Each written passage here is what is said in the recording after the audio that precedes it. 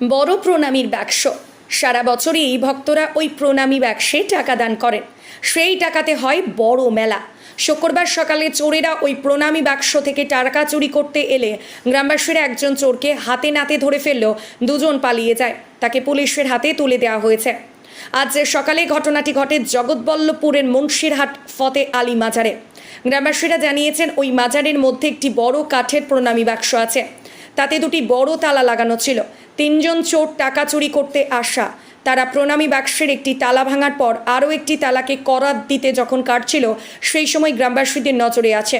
তারা চিৎকার করে ধরতে গেলে দুজন চোর দৌড়ে পালিয়ে যায়। আরও একজন চোরকে প্রায় 1 কিলোমিটার তাড়া করে হাতে নাতে ধরে ফেলে।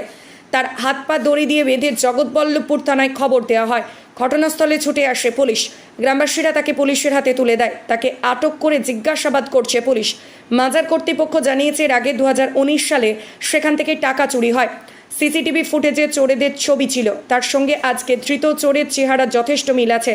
কমিটির অনুমানের পেছনে একটি বড়সড় গ্যাং আছে, যারা জগৎবল্লভপুরে একাধিক চুরির ঘটনার সঙ্গে যুক্ত থাকতে পারে। গোটা ঘটনার তদন্ত শুরু করেছে জগৎবল্লভপুর থানার পুলিশ। সেই সিলটা মেলার আগে গভর্নমেন্টের লোক আসে, তাদের উপস্থিতিতে সিলটা খুলতে হয়। সিলটা খুলবো মেলাটা চালু হওয়ার আগে, এটা নিয়ম আমাদের। সেই সময় ছিল তো বাক্সটা, সেই বাক্সটা ভর্তি বাক্সটা এফআইআর করি। ঠিক আছে, 2019 সালে যখন আমি সেক্রেটারি হই, মেলা শুরুর আগে গোটা বাক্স ভেঙে নিয়ে চলে গেছিল। তাতে এই ভদ্রলোকের ফুটেজ আছে, তারপরেও দুবার বাক্স ভেঙে নিয়ে চলে গেছে। তো তাতে ফুটেজে আমাদের সিসি ক্যামেরা প্রথমে ভেঙে দেয়, তারপরে এরা চুরি করে। কিন্তু সিসি ক্যামেরায় এদের ছবি থাকে, এর ছবি আছে। আমরা এরই মতো দেখতে এখানে একটা লোককে ভাবতাম হয়তো তার দ্বারা হচ্ছে, কিন্তু আজকে হাতে নাতে ও বোতলের ছিপিতে পানি দিয়ে একটা বালা কেটে ফেলেছে, আর একটা বালা কাটছিল।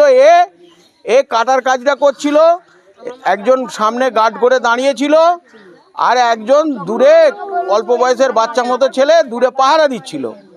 তো এখানকার যারা দেখভাল করে, কাছাকাছি থাকে, আমাদের পিন্টু পণ্ডিত, আমাদের প্রতিবেশী যারা আছে, তারা এদেরকে ধাওয়া করে ধরে ফেলে। অনেক দূর দৌড়োয় এরা, দুজন পালিয়ে গেছে। একে এখান থেকে প্রায় ধরে নিন 1/2 কিলোমিটার দূর থেকে একে ধরা হয়। এরা তারা কজন ছিল? এরা আমাদের চোখে পড়েছে, লোকেদের যারা দেখেছে তারা বলছে 3 জন ছিল। তাহলে 19 সালের সিসিটিভি ফুটেজ আমরা চিহ্নিত করেছিলাম। এই দাড়িওয়ালা এই লোকটা এই ছিল।